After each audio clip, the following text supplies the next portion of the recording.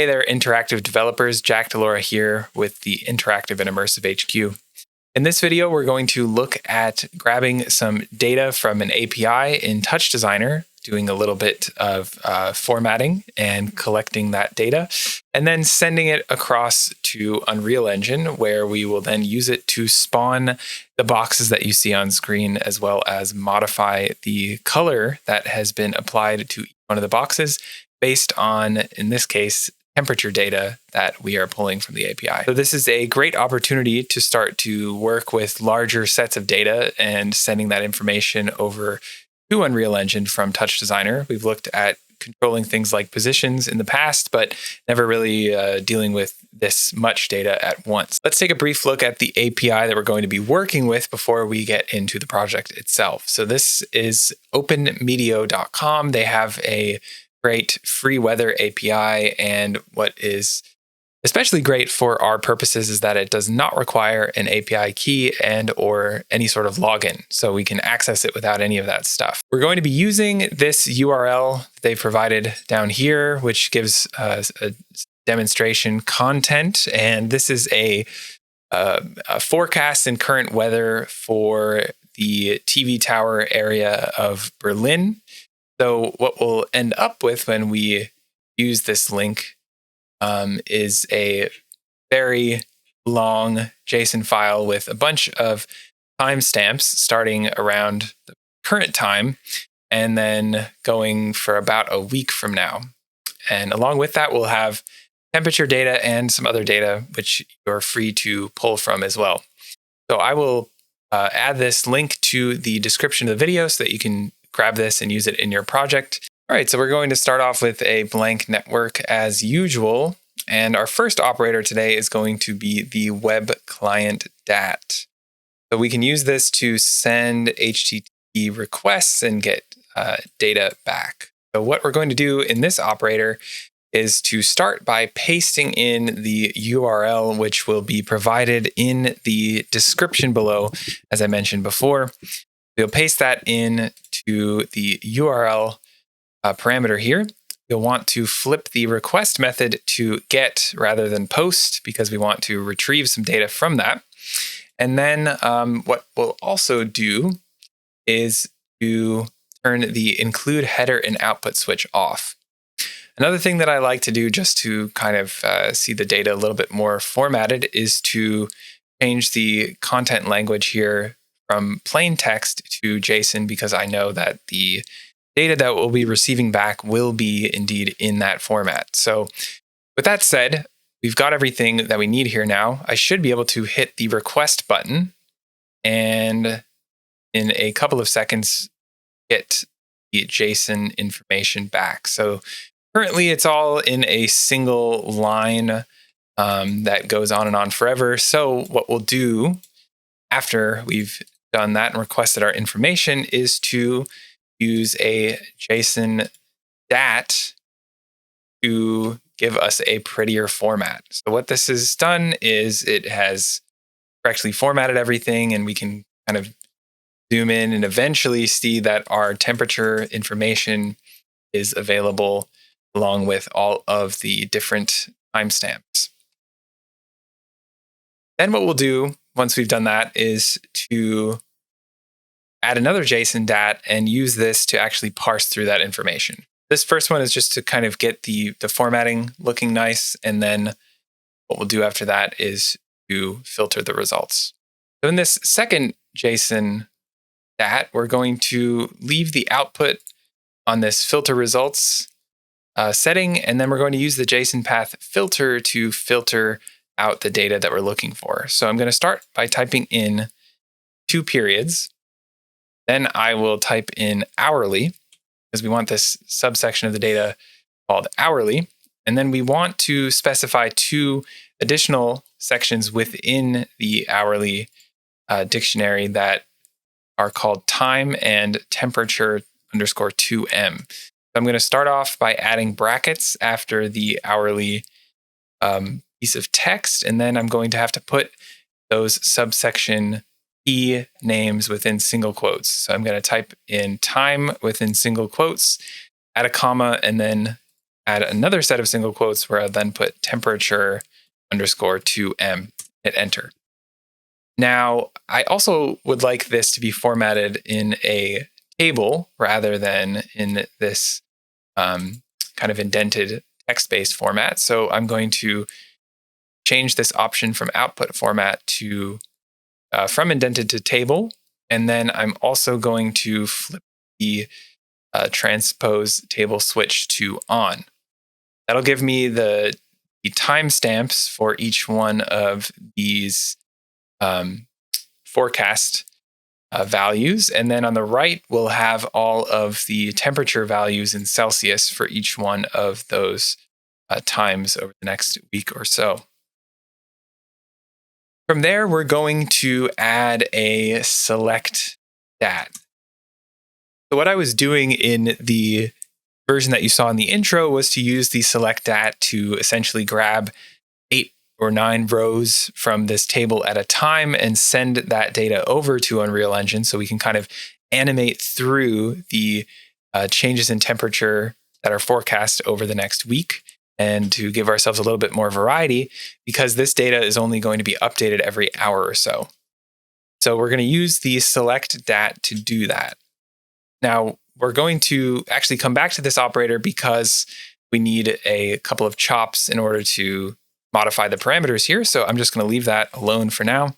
And then I will add a null at the end, and then we can work on that portion of the network. So actually, before I do that, I think another useful thing to drop in now is our OSC out dat, which will be placed over here to the right. This is going to be how we send the information to Unreal Engine. And we're going to make one quick change within this operator, and that is to set the port to a value of 10,000 and then hit enter.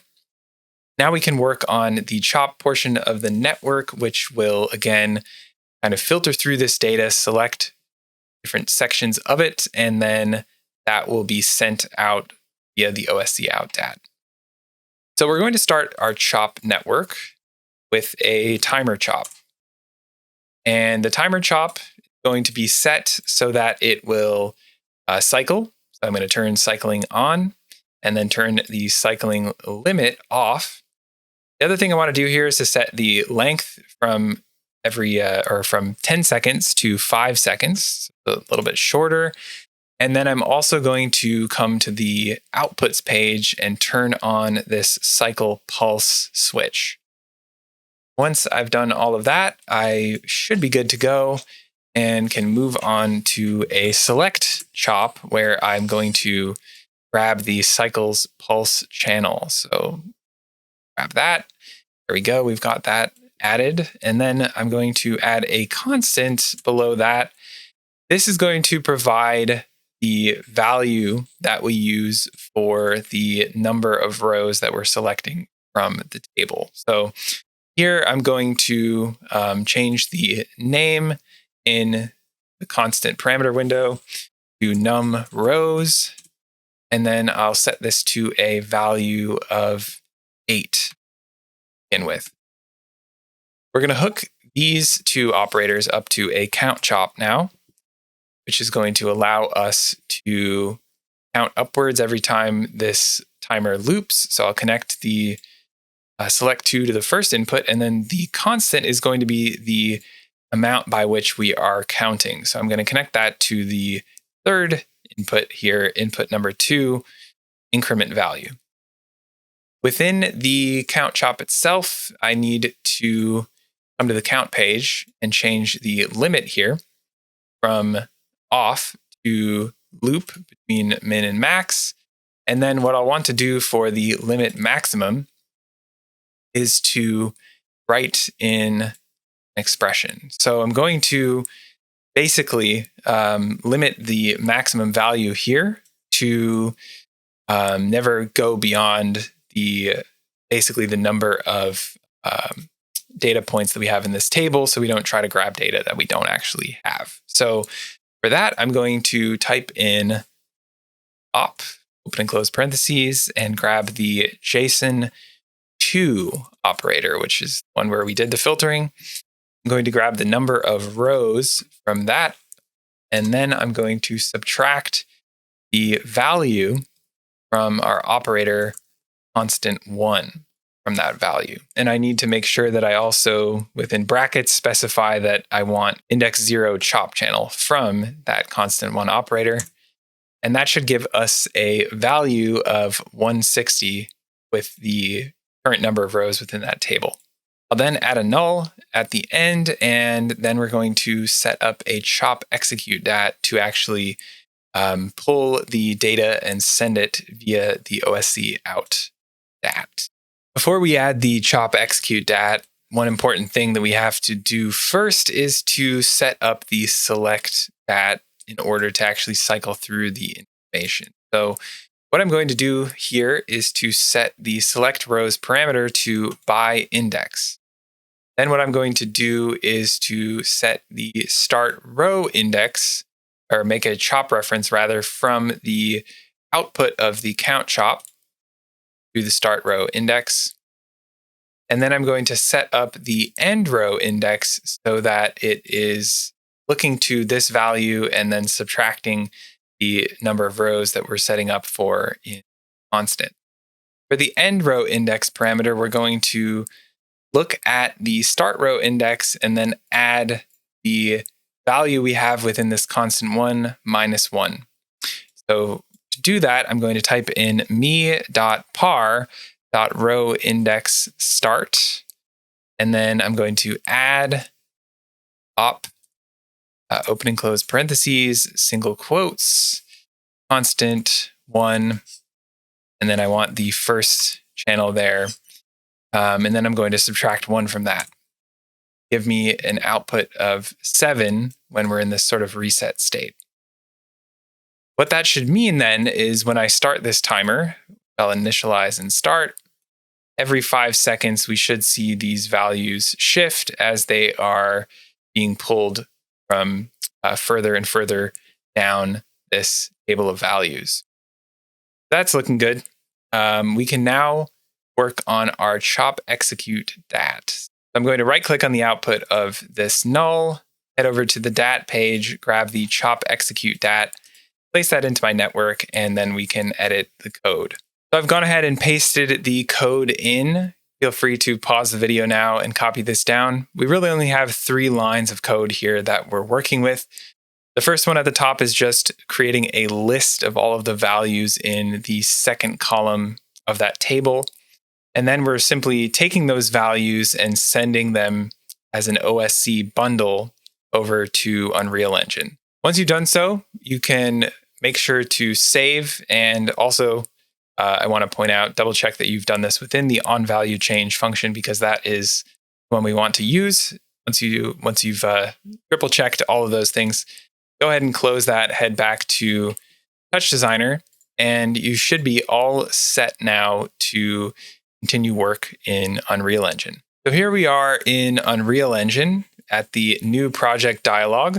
I'm going to first head to the film and video and live events category and grab the N display example for this project. I'm going to set my name down below, and I'll call this something like UE for Unreal Engine PD API sample or something like that. Come up with a more creative name if you like. We don't need the starter content or ray tracing, so you can leave those set to off and then hit create. Once everything compiles and loads up, you should see this screen within your Unreal Engine editor. I'm going to delete basically everything in the scene besides this sort of floor wall container thing. And so that is going to be all of the cubes. We do want the frozen room static mesh actor, but I'll delete all of the cubes. I don't want the instant foliage or the group actor or the NDC basic or the pyramid and or the text rendering. So delete those, hit yes, and again. And what we should be left with is the, 7 or so items that you see here. Basically, we've got mostly lighting, got the room itself, and then we've got the start position for the player. That is basically as complex as it's going to get for our scene. So before we move on, I'm going to double check that I have the OSC plugin enabled. So I'll click the settings button up here, head to the plugins page, type in Open Sound Control, and the OSC plugin, for me at least, is already checked and enabled within my project. If this is not enabled in your particular instance, make sure that you hit that checkbox before continuing. All right, let's go ahead and add in some blueprints to this project. So I'm going to add a blueprint class, and then I want an actor. And for this first blueprint, I'm going to call this BP_OSC and then in. This will be our blueprint that allows us to receive and then sort of send and map our OSC data. I'm going to do this a second time where I'll add in a blueprint class, an actor, and then this one I'm going to call BP_cube. And this is going to be the cube asset or actor that is going to be replicated and spawned in the scene via the OSC data that's being received. We're going to start off by editing our blueprint for the cube. And I think I have clicked on the wrong thing. Let's try this again. I want the full blueprint editor there. Okay, cool. So for the blueprint cube, first of all, I'm going to come to the viewport on the left at the top, and I want to add into component portion of my window here a simple cube. I'm not going to be doing really anything in terms of the geometry here. I just want the cube. And then I'm going to come over to the materials section here, and I'm going to add a Phong material. I've just typed in Phong there, and we've got one available. I'll just add that to this node. And then I want to double click on the Phong material to open the material editor. And I can see that for whatever reason, mine is already pulling in. This must be something in a global library. Your Phong material, if it is indeed within your project, will not have this base color parameter. So what I'm going to do is actually just walk you through setting this up so that you can do this for yourself. So what I did was initially I had a connection to this base color pin, and I wanted to promote this to a parameter. So I disconnected the initial connection, and then I right-clicked on the pin, and then I clicked promote to parameter, which is where I got the base color parameter from. The other thing I did here was to set the default value to something else. So I'm just going to set the alpha there to 1, and then I don't know, I ended up with like a kind of light blue color. Feel free to play around and find a color that suits you. This like lavender will work just fine. So the main goal here, though, is to end up with a parameter so we can access it later on. Once we do that, I'm just going to close out of it. It will ask me if I want to apply the changes. I'm going to hit yes. And here we go. We've got that applied to my cube. So we're good on this page of the blueprint editor. I do, however, want to head to the event graph. One thing I'm going to do for the cubes that we're going to be generating is to add a lifespan to them. So I'm going to drag off of the execute pin and then type in lifespan and then hit set lifespan. And this will allow me to continuously be generating new cubes with the data coming in from OSC and not have to worry about filling up my scene with millions of actors. So I'm actually also going to promote the lifespan here to a variable, even though this is just going to be a blueprint within our browser. And then for the lifespan, I'm going to first compile so that I can set a default. I set this to a value of 5, which I believe should give me 5 seconds for the lifespan. So again, to do that, I just came over to the details window here and entered in a value of 5 for the lifespan. I'm also going to make that public, and then I'll compile and save the cube actor blueprint. I can close that now and come back to my blueprint OSC in. So again, I'm going to have to open the full blueprint editor because I want to see everything. And here, because this is going to be a kind of complex network that would take a while to cover, I'm going to provide you with a link where you can copy and paste the code that we'll need to add into, or the network of nodes that we'll need to add into this.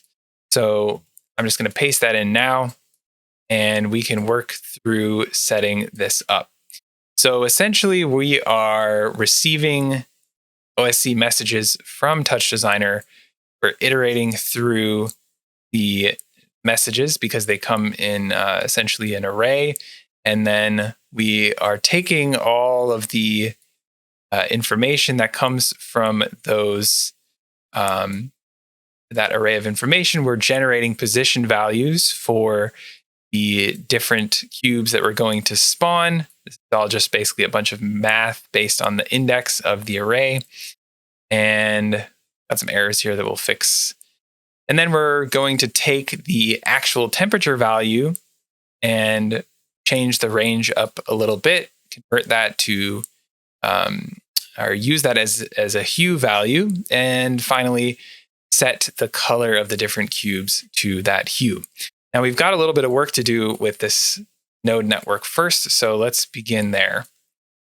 I'm going to set up some public variables first. So receive IP address, I'm going to right click here and hit create variable. I'm going to do the same for the port, create variable. I'm going to right click on this set and hit create variable.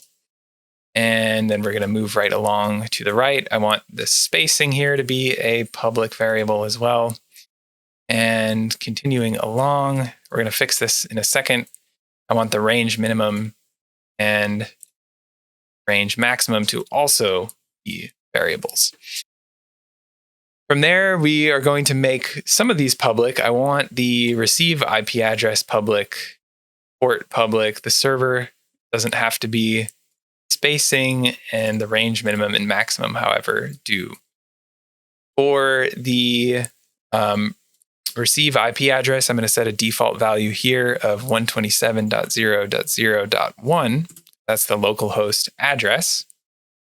For the port, click on that and then come over to the right and set this to 10,000 for the default.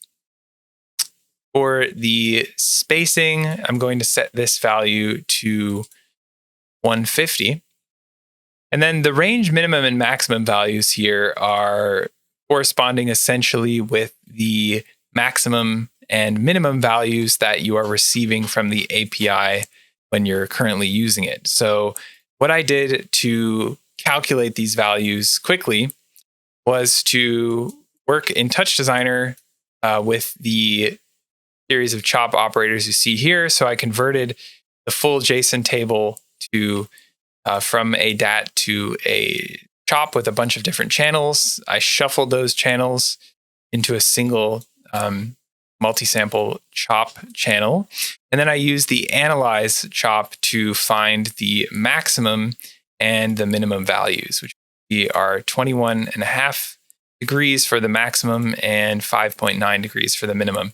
This will just enable us to have a full color range and sort of gradient shift between the minimum and maximum values. So now that I've got those, I'm going to set my maximum and minimum based on that. So for the maximum, again, that was 21.5 for me, but I'd recommend calculating that at the time that you build this. And then the minimum was 5.9. Cool, so those are all of our variables. Let's fix this issue with the spawn actor. So this is looking for a class of actor, first of all, and we set up the blueprint for the cube, which is going to be the actor which we spawn. I'm going to come down here in drop down and grab the blueprint cube. Let's see if we're still getting an error once I compile and save. This blueprint is not compatible with target. Connect this again.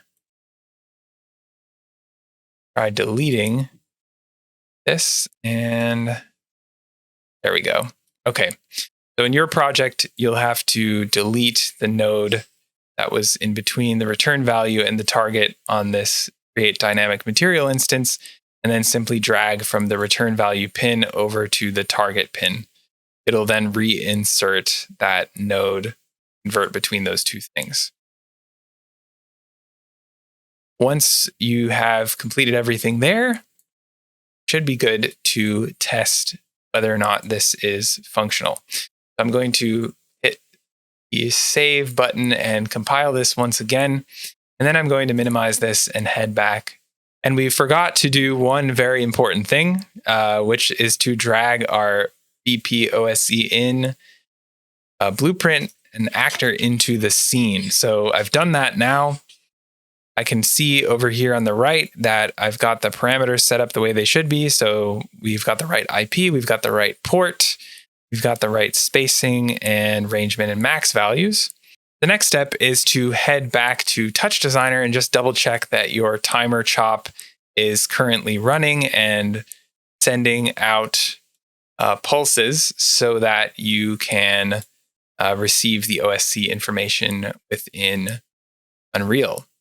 Assuming that that is functional, we should then be able to hit the play button in Unreal and see our boxes appear.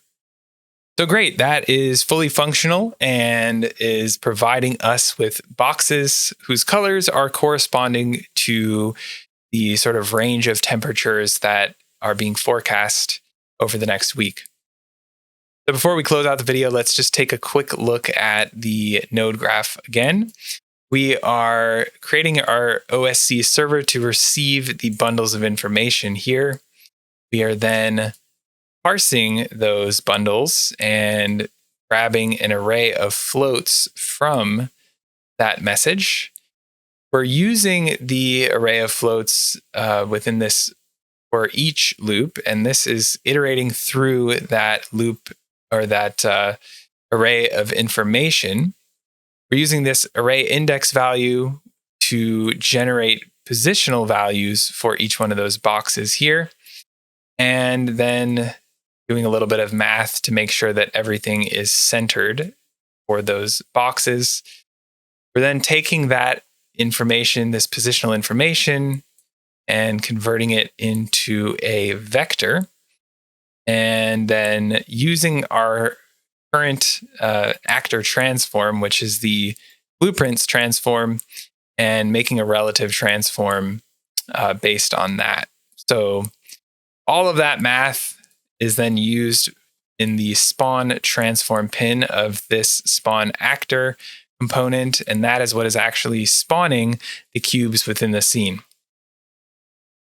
Then we are creating a dynamic material instance for each one of these cubes that we are creating and setting a vector parameter value called base color, which we might remember from the material we set up. And we are using, if we come way back here, the actual temperature value from the array itself way over here to set a hue value. And the range, minimum, and maximum essentially are allowing us to get a full range of color out of our hue value that we're using. That's being set on each one of those cubes. And with that, we have our effect.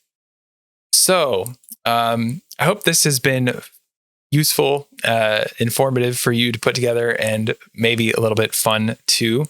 Hopefully it illustrates the potential for working with TouchDesigner and or other programs that send OSC to start, sending and receiving larger amounts of information to do a lot of cool things within Unreal Engine. Of course, this is really just scratching the surface of what's possible, as Unreal is a kind of vast program of its own. So anyways, with that, hope you've enjoyed putting this together. Looking forward to seeing you in the next video.